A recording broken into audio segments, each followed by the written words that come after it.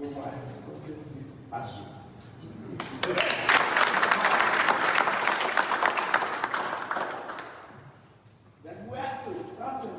That we have to find, even if it is back door, a way of reaching them.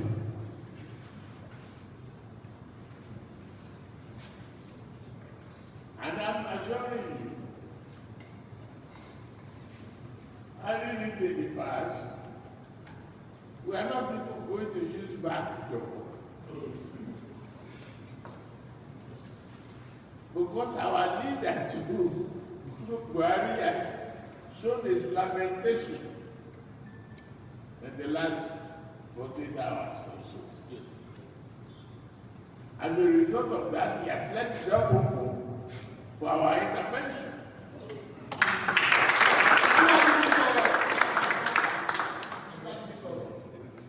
We win. The second thing,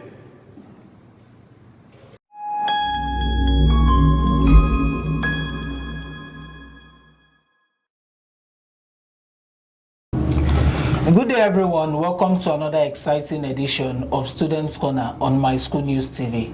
It's a program where we discuss every issue as it affects students majorly. Today we are going to be discussing an issue centered around the 2023 elections and the Asuu strike in part. With me to discuss this issue today is a guest, a public affairs analyst. I'll allow him to do the honors of introducing himself. Thank you for having me on the show. I'm Okoro David Emeka. Okay, welcome, Mr. David. Today we are going to be discussing an issue that broke recently. The presidential candidate of the All Progressive Congress, Asiwaju Bola Ahmed Tinubu. Okay. Recently, he came out in Osogbo when he met with the student union leaders. He came out to say he was willing to step into the situation and put an end to the Asuu strike. In quoting him in part, he said he would find a way to reach out to the lecturers, even if it was going through the back doors. And now this has raised certain issues. The first issue it has raised is the fact that if he eventually succeeds in reaching out to the lecturers and they call up the strike and return to school, do you feel that will affect the choices of Nigerian youth, especially students, when it comes to the 2023 elections? It will not change anything.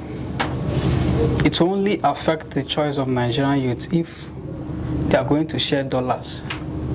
If they are not going to share money, if he let him fix Asuu and end strike in Nigeria, it's not going to affect or change anything. Now, speaking of fixing Asuu, is it the job of any aspirant or candidate to fix Asuu, or the job of the government in power? Well, from the way things are going, it's now obvious that federal government has been playing politics with Asuu strike since day one. Because if Tinubu ends up fixing, people will be like, this man is good, right? Let's vote for him. So it will be more like a strategy. Those who are shallow in reasoning will be like, this man is good, or if he can do this, let's vote for him. But then, what if Buhari is indirectly projecting him to the masses? That's the point there. Right? Tinubu is not the only candidate. Why must he be Tinubu? But in fairness to Tinubu, other candidates have spoken about the Asuu strike. The candidate of the Labour Party, Peter Obi, candidate of the PDP, Atiku Abubakar, AAC, Omoyele Sowore, all of them have said one or two concerning the Asuu strike. But the only issue now is Tinubu is the only one who has decided to step in. Because listening to his comments, he said the president has given opportunities for him to step in. Now he wants to do something. So the question we should be asking here is, why would Tinubu wait until now before he will want to step in? He's born in Nigeria, so he knows about Asuu strike. So why now? It's about politics, nothing else. Now, that leads us to the president himself. Recently, during the festivities that marked the Muslim celebration recently, it was back home in his hometown. Despite the Kuje prison attacks and some of his aides being attacked on their way home, he actually went home, and while in his hometown, he said something. That was where he issued a statement stating that Asuu should know that enough is enough. They should pity the students and go back to school. Now, he said something else, that the fact that he's not running away from his homestead, because once he leaves office, he's coming back home to rest. Does that indicate that the president is actually just counting the days until he leaves office? More like he's not ready to tackle any issue, including Asu's issue again. If we are going to actually count of his achievements, you're going to see that Niger Republic actually benefited more, because they built so many rail lines connecting Niger Republic with northern Nigeria. The money they used in constructing these rail lines is actually the money they borrowed from China, which all of us are actually owing as citizens of Nigeria. Don't you think that part of this money can settle Asuu and get them back to school? The thing is that our president can't even find his certificates. I can't even say if he's educated or not. If you don't have value, if you are not educated, why will you have value for education? You don't. So for him, he's fulfilled. He has done a whole lot, and he wants another old man to continue from where he stopped. And I think we should be scared. Like, honestly, if someone will come and say, the president has done so much, I want to continue from where he stopped. You can see where Nigerian students are right now. Forget about Tinubu wants to fix this or that. If he really wants to continue from where Buhari stopped, just know that it's more like from frying pan to fire. Okay, let's leave it at that. Now, on Asu's part, after the president came out to say enough is enough, Asuu came out to issue a statement stating that they accused Dr. Chris Ngige, Minister of Labor and Employment, of being insensitive, of being insincere, due to the fact they felt he did not brief the president on how far negotiations had really gone with Asuu. Now, what do you have to say about that? The problem we have in this country is that the president is hardly aware of anything that is happening. Everything takes him by surprise. He's always shocked. He's always shocked when something happens. So I'm not surprised when Asuu is saying that it's not even about Ngige. So what happens if Buhari is serious? Why can't he lead the negotiation committee as the man in charge of Nigeria, knows Nigerian youths are out there and not back in school? So I'm not surprised. And for Ngige, I was even shocked when I heard or learned that Ngige, who is actually at the forefront of this negotiation, is coming up for the position of, to contest for presidency. Yeah, before he dropped out. And so imagine, like, you're in a public office and you're leading negotiation of this magnitude, and suddenly everything is pending. You even paid 100 million naira for a form. He paid, but there's no money to settle Asuu. Right? The whole thing is about politics. Now, speaking of the ministers, we've had countless number of ministers involved since this thing started. We had the former Minister of State for Education, Emeka Wanjuba. We have the Minister of Education himself, Adamu Garba. We had other ministers like that, Ngige himself in the Ministry of Labor. And now another minister has replaced the former Minister of State for Education with the same charge to put an end to this Asuu strike.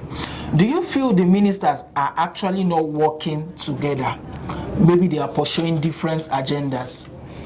Well, if I'm to go by the accusation you just said, they are saying Ngige is not conveying the right message to the president, then I'll be forced to believe that all those ministers are now actually conveying the right message to the president. See, the problem is, if you want to solve a problem and you've you constituted a committee that should look into this problem, there's no way those committee will not be reporting back to you. If they are not able to fix it, it's not the committee, it's that person that constituted the committee. So there's no way the first committee will fail, the second one will fail. All of them, none of them is conveying the right now, message. speaking about committees, recently the Professor Aniko Briggs led 7-man panel, 7-man committee, submitted their reports. But we are getting information now that Dr. Chris Ngige came out to say what was in that report, the government could not implement it due to reasons best known to them, financial implications and all that. Do you feel it's actually a waste of time for the present administration to constitute committees when they won't go according to the reports of such committees? The issue here is that president want it to be at their own terms. It's not really about constituting a committee. They want the report or the agreement to be in their own favor. So if they form the first committee and the report is not in their favor, they will trash it. They will form another one. They want the one that will favor them. And from what we are seeing, it seems Asuu is not going to adjust. But unfortunately, I think they're actually adjusting. No one is talking about billions of naira now. They're just saying they should approve UTAS and then they will come back, right? If they had insisted on UTAS from day one, I think the demands would have been straightforward and students will know, okay, this is, but they were mentioning billions of naira. They will point back to 2009 agreement. Now it's only UTAS. Just approve UTAS and we'll come back. It's even like Asuu is at the edge. Yeah, and they don't know how to call off the strike like they've always done. Because at the end of the day, they will feel like these children are, students are blah blah blah. They will call the strike off without achieving anything.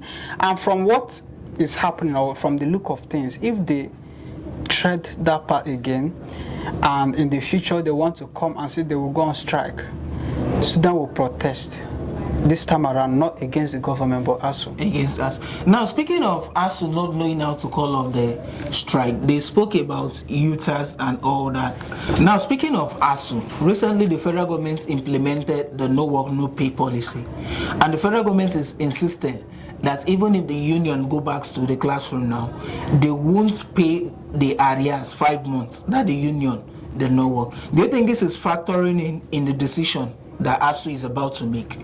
Yes, I believe somehow some of them are actually hungry.